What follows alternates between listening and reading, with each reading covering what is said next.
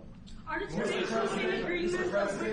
Mr. President, Yes. in 2018, your former Secretary of State Mike Pompeo called for an end to Russian occupation of Crimea. Why has this administration changed its stance on territorial concessions for Crimea? Well, the war started. It would have never started if I were president. This is a war that is horrible. All wars are horrible. This one is in particular bad. And I don't know that you can ever say there's going to be a winner to this because so many lives have been lost.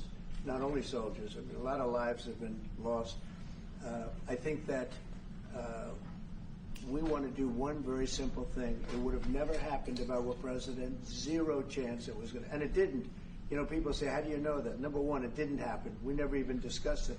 I would talk to Putin about it. It was the apple of his eye. You know, Ukraine was the apple of Putin's eye, but there was never even a thought that he'd go in. And I think he understood that I would not be happy if he did.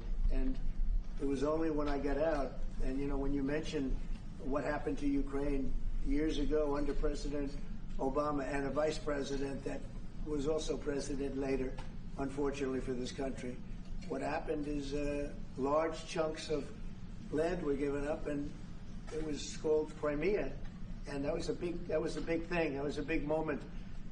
But this isn't my war. This is Biden's war. This is a war that Biden was president when this war happened. But I'm trying to put out the fire, and I think we'll be successful. And if we do, we're going to save a lot of lives.